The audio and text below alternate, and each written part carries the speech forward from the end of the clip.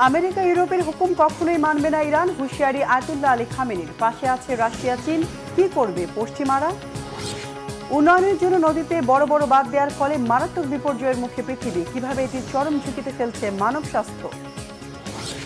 বাঘ সিংহ নয়, এবার আতঙ্ক ছড়াচ্ছে মানুষ খেকো মাছি। কি করছে এটি, কিভাবে তা মানুষকে মৃত্যুর দিকে ঠেলে দিচ্ছে, জানবো আজ। পরমাণু কর্মসূচি ইস্যুতে ইরান কখনোই আমেরিকা ও ইউরোপের হুকুম মানবে না বলে সাফ জানিয়ে দিয়েছেন দেশটির সর্বোচ্চ ধর্মীয় নেতা আয়াতুল্লাহ আলী খামেনি।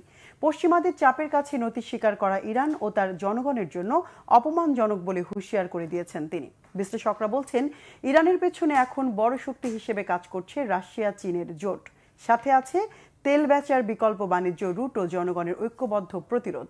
সব মিলে ইউরোপ আলোচনার ডাক দিলেও সেই টেবিলে তেহরানের বসার সম্ভাবনা কম। ইসরায়েলের সঙ্গে 12 দিনের যুদ্ধের পর এখন যে কোনো আলোচনায় কেবল কৌশলগত ফাঁদ বলে মনে করছে ইরান। ইরানের এমন উপেক্ষা মেনে নেবে কি পশ্চিমারা? তারা কি মধ্যপ্রাচ্য নিজেদের আধিপত্য হারাচ্ছে? হাফিজুল ইসলামের ডেস্ক রিপোর্ট। আমেরিকার সামনে কিছুতেই মাথা নত করবে না ইরান। দেশটির পরমাণু কর্মসূচি নিয়ে ইউরোপীয় শক্তিগুলো আলোচনার ডাক দিলেও তেহরান সেই টেবিলে বসবে কিনা সেটা নিয়ে আগে থেকেই ছিল অনিশ্চয়তা। যুক্তরাষ্ট্র চায় ইরান যেন মার্কিন শক্তির আনুগত্য স্বীকার করে, কিন্তু সর্বোচ্চ ধর্মীয় নেতা আয়াতুল্লাহ আলী খামেনি তার সাম্প্রতিক এক বক্তব্যে আবারও সাফ জানিয়ে দিলেন, আমেরিকার শর্ত মানতে কখনোই রাজি হবে না ইরান। দেশের জনগণ কিছুতেই নিজেদের অপমান মেনে নেবে না। পশ্চিমা ষড়যন্ত্রের বিরুদ্ধে কঠোর প্রতিরোধী হবে একমাত্র জবাব। ধর্মীয় নেতার এমন হুঁশিয়ারির মধ্য দিয়ে ইরান কি একেবারেই নাকচ করে দিচ্ছে সমঝোতার সম্ভাবনা? সম্প্রতি এক ধর্মীয় সমাবেশে যুক্তরাষ্ট্রের সঙ্গে মধ্যস্থতায় আগ্রহী বিভিন্ন পক্ষের তীব্র সমালোচনা করেন আয়াতুল্লাহ আলী খামেনি। ইরানের সর্বোচ্চ এই নেতা মনে করেন, পশ্চিমাদের এসব আলোচনা কেবলই লোক দেখানো বিষয়, মূল সমস্যার সমাধান এর মাধ্যমে হবে না। আমেরিকার সঙ্গে আলোচনার বিষয়টা একেবারেই অমীমাংসিত।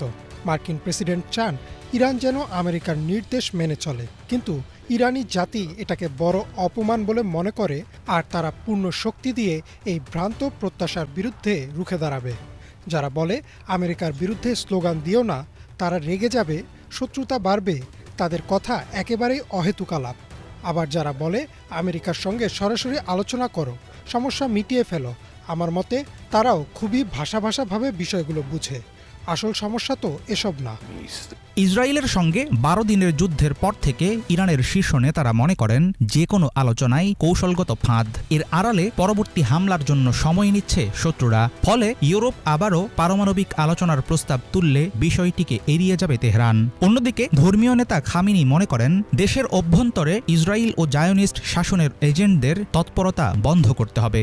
ইসলামী প্রজাতন্ত্রের বিরোধী শক্তি যেন কোনোভাবেই সাহায্য না পায়, সেটা নিশ্চিত করাই হবে ইরানের অন্যতম লক্ষ্য।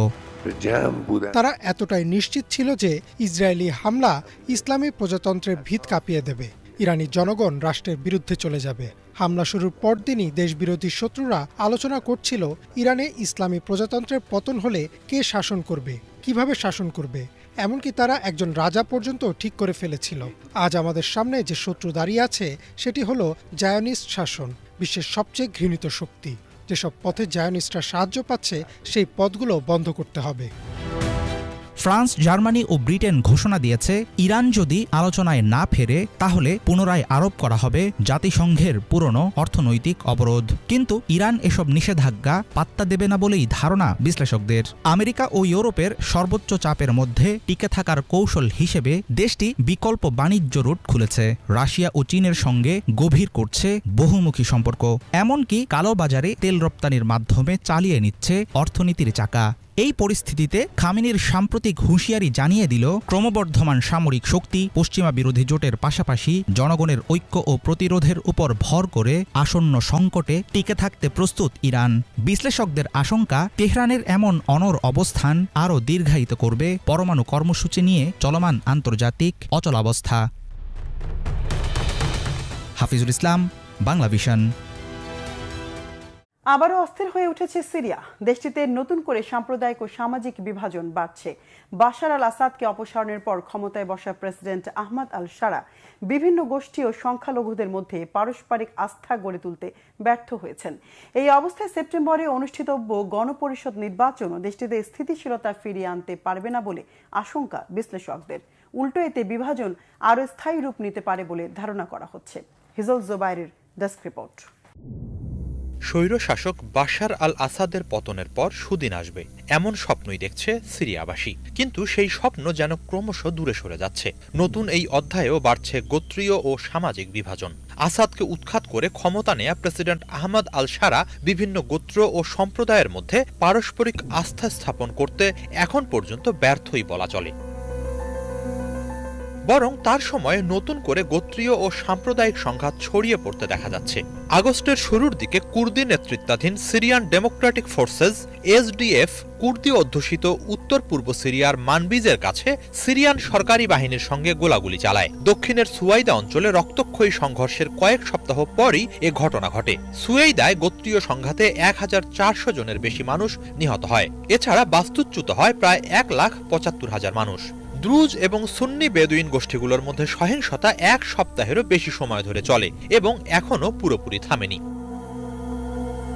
তার আগে মার্চ মাসেও বাশার আল আসাদের অনুগত গোষ্ঠীগুলো লাতাকিয়া ও টার্তুস উপকূলীয় অঞ্চলে সরকারি বাহিনী এবং মিত্র সশস্ত্র গোষ্ঠীগুলোর সঙ্গে সংঘর্ষে জড়িয়ে পড়ে। সেই সংঘর্ষে ১,৪০০ থেকে ১,৭০০ জন নিহত হয়। তাদের বেশিরভাগই বেসামরিক নাগরিক। বাস্তুচ্যুত হয় ১,২৮,৫০০ জন।